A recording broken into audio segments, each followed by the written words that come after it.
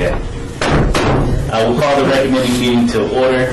Today is June 14th, and the time now is 9:02. Are we in compliance with the open meeting law? Yes, we are. Okay, with that being said, for the record, each bill on today's agenda, if moved out of committee today, will be eligible for adoption at the July 6th City Council meeting, for the record.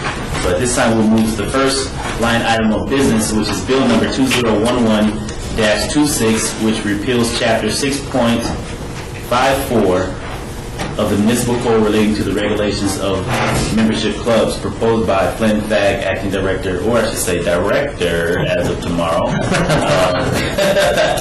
from Planning and Development. Flynn?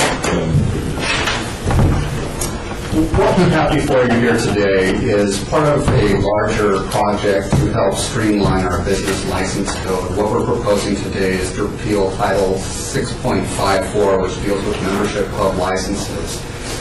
The regulations relative to membership clubs are contained elsewhere in the business license code. There's no longer a need to have this as a separate category, and so we're requesting at this time to repeal this section of the code. Okay. Just before you take off, I just have some questions.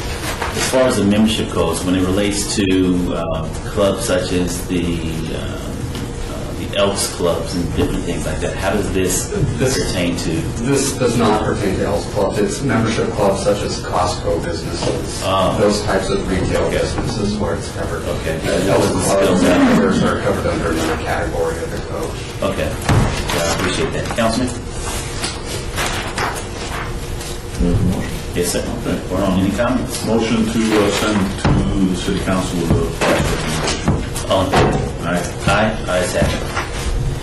Bill number 2011-27 exempts from the city's noise regulations certain activities within the district known as 18B, the Las Vegas Arts District, sponsored by Councilman Gary Reese. Seth? Yeah, if no one else is there to present this, I will. We currently have a noise ordinance on the books that prohibits a lot of different kinds of noise, and in particular, certain amplified noise or music that's played that disturbs someone's well-being or that takes place during the wee hours. And so there are a number of exemptions to those noise prohibitions, one of which has been on the books for a long time, which exempts special events that have been approved by the city. More recently, you approved one that exempted the premises of a business within the entertainment overlay district that has a liquor license. And this proposal is kind of a follow-up to that, and would exempt from the noise ordinance activities that take place at an urban lounge within the Las Vegas Arts District, but would only exempt those activities that occur before 10 p.m. on weeknights, let's say, and then before 1 p.m. the next morning following a Friday or Saturday event. And that's the proposal that the Mayor Pro Tem has brought forward. Okay, and I can appreciate that, Val. Thank you.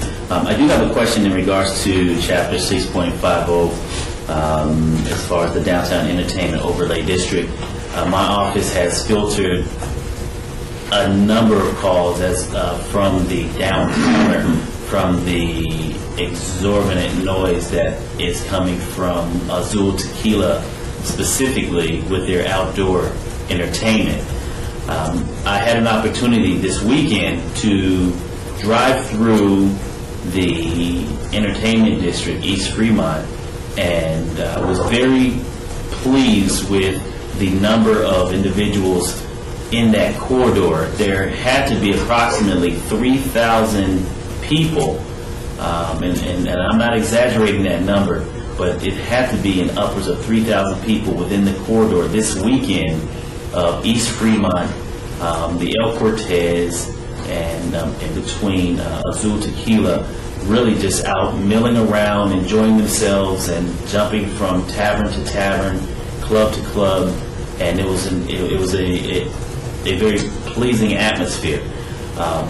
One thing that stood out, which actually pulled me in the direction of the East Fremont district was I was at the corner of Las Vegas Boulevard and Fremont, heading north toward the US 95 expressway, and I heard this loud noise of sound, and so it piqued my interest enough to make a right onto East Fremont and to drive down that corridor and to witness all of the people. But what stood out the most was the noise coming from, or I should say noise, but the sound, the loud sound that came from Azul Tequila with their outdoor speaker system, which helped me realize and validate the complaints that were coming into my office from the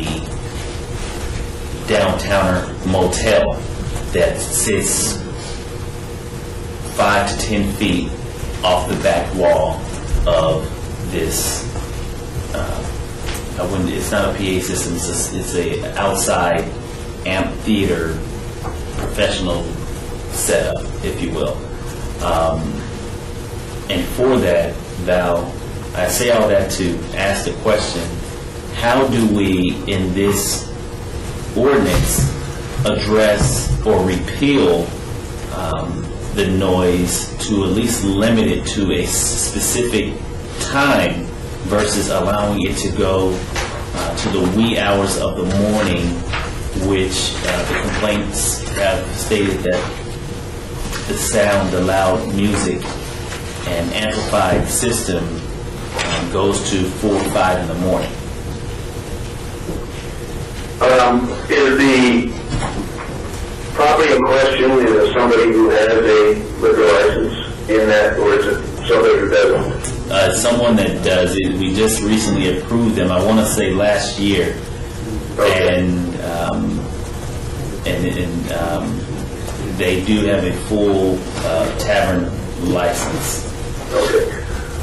One of the thoughts before this ordinance was introduced was to hold off and to combine it with an ordinance that would take steps to pull back the existing exemption for the entertainment overlay district.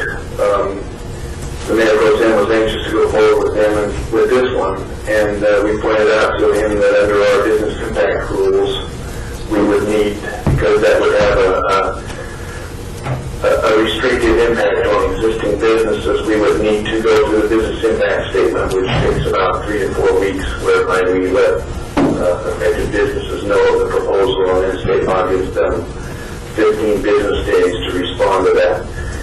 And his thought was he wanted to move forward with this one, and then we would follow up shortly, as soon as reasonably possible, with an ordinance to address the issues in the entertainment overlay district and still be able to follow the business impact process.